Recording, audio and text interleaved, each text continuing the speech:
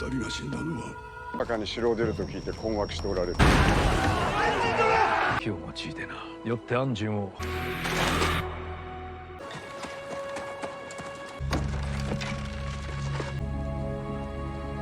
どぎ支度をいたせ。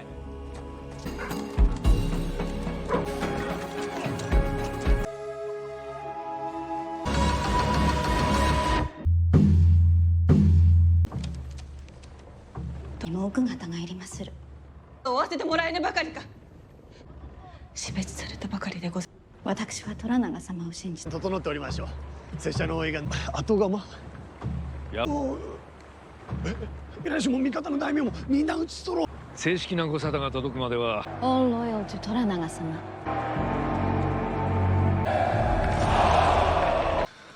今旗本になりある。首には途方もない値打ちがございます。We've met.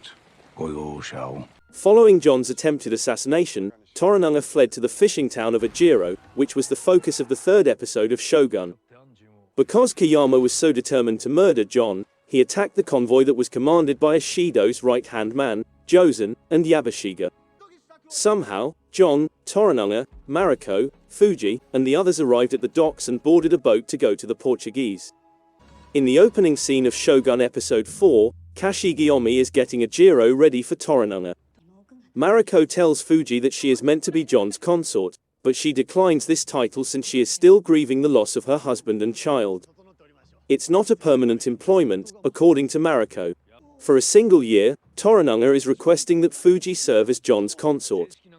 Fuji shortens it to 6 months, and Toranaga seems to be okay with this extended agreement. During a discussion about Kashigi, Nagakado abruptly reveals to Yabashiga that Toranaga is no longer a regent and that they must get ready before Ishido finds a successor. Yabashiga becomes alarmed as a result and begins to panic. Funny enough, Yabashiga says Toranaga should commit seppuku, as his resignation has put him in a tight spot.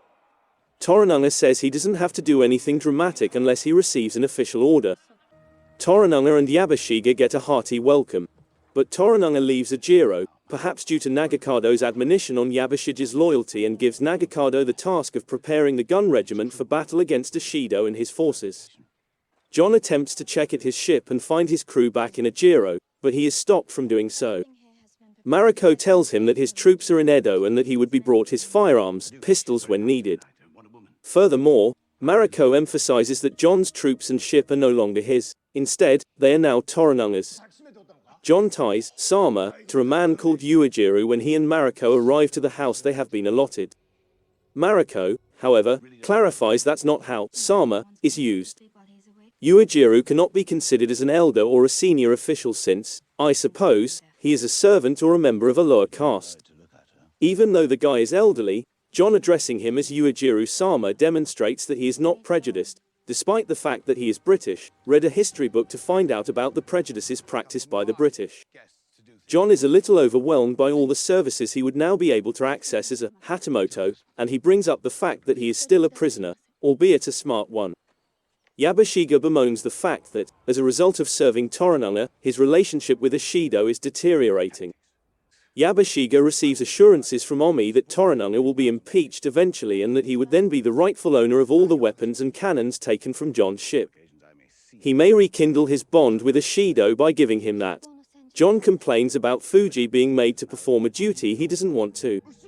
According to Mariko, it's their method of preventing Fuji from going into a melancholy condition as a result of the loss of her husband and kid. John points out that it is, of course, regressive and patriarchal in character.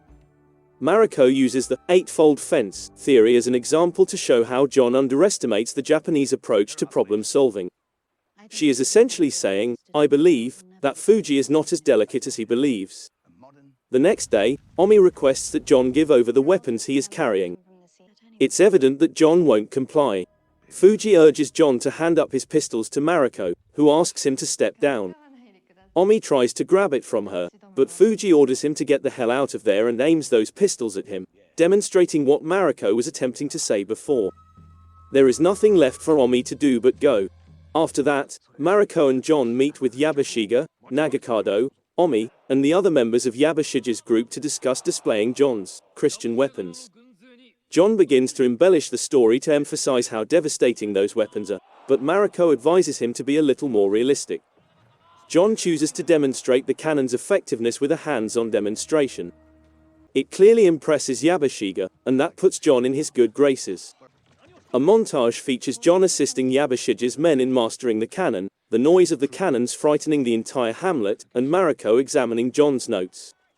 John and Mariko talk about it, and Mariko tells him that just because he views the Portuguese as his opponent does not mean that he can exploit their trade connections to turn Toranaga and the Japanese against them. A baby earthquake breaks up their conversation, and Mariko uses it as a metaphor to discuss how fragile life is in Japan. She does, however, clarify that the Japanese reconstruct and move on, not viewing this fragility as a sign of weakness. Kiku challenges Omi to take over as Ajiro's ruler. Jozen, the leader of Ishido's troops, arrives in Ajiro to order Yabashige to return to Osaka and re-establish his alliance with Ishido, further complicating matters. Jozen is advised by Yabashige to remain in Ajiro so that John may demonstrate his weaponry, which he intends to offer to Ishido when Toranaga is effectively pushed out of the scene. Jozen consents to do that. Yabashige returns to Osaka and orders Ishido to step down after telling Nagakado that he wants to show Jozen the guns in order to frighten him. However, Yabashige still fears that he would be killed for betraying Ishido or for acting against Toranaga, which is why he is afraid to travel to Osaka to meet Ishido. Omi claims to have a fix in his pocket. John, Mariko, and Fuji have a charming dinner sequence in which John tells Fuji how much he has hurt her. In an attempt to gain Fuji's trust, he gives her firearms. As a Hatamoto, John is entitled to acquire swords, so Fuji offers John her father's weapons in exchange. John reluctantly agrees to have him over for dinner, then demonstrates how he is assimilating many facets of Japanese culture into his own diet by eating fermented beans. In sharp contrast to this, we witness Omi and Nagakado discussing Toranaga's subduing methods and how he limits Nagakado's potential in a quite unsettling exchange. Finally, Omi persuades Nagakado to execute a bold action in order to gain everyone's respect. We have a nice sequence with Mariko and John talking about Mariko's background before the storm. She describes how a significant injustice affected her family and made her feel like an outsider. It's unclear what it is, but it seems like Toranaga has offered Mariko an opportunity to make amends or find a solution to this specific difficulty in her life. She asks John to talk about London and what he would do if he had the opportunity to show Mariko around the city, but she doesn't get into specifics. Of course, Mariko, pillowing, John marks the conclusion. At the conclusion of the 4th episode of Shogun, we witness a practice session for cannon shooting attended by John, Mariko, Nagakado, Yabashige, Jozen, Omi, Ishido's men, and Yabashige's men. All appears normal until Nagakado deviates from the plan, points the cannons toward Jozen and his men, and blasts them to pieces. The gore effects in this sequence are really amazing, but in a terrible way. Yabashige publicly declares that Nagakado's provocative action would start a conflict with Ishido while acting as though he is unaware of what is happening. He is aware that Toranaga and Nagakado would be held solely responsible for the statement's rapid propagation, which will compel Ishido to track down and murder Toranaga. Toranaga won't have time to reflect about Yabashige's treachery while he is preoccupied with Ishido, which will allow Yabashige to join Ishido without any problems. Toranaga will undoubtedly be dissatisfied with Nagakado's behavior. It's also possible that Toranaga foresaw this and was just following his strategy to identify the traitors and take appropriate action. If not, he will most likely order Nagakado to execute seppuku as retaliation for betraying him. Regardless, Yabashige has undertaken a significant risk, and we will have to wait until the upcoming episode to find out if things conclude as he had hoped. 今日の演習そろそろ始められてはいかよしじゃ吉井虎長の息子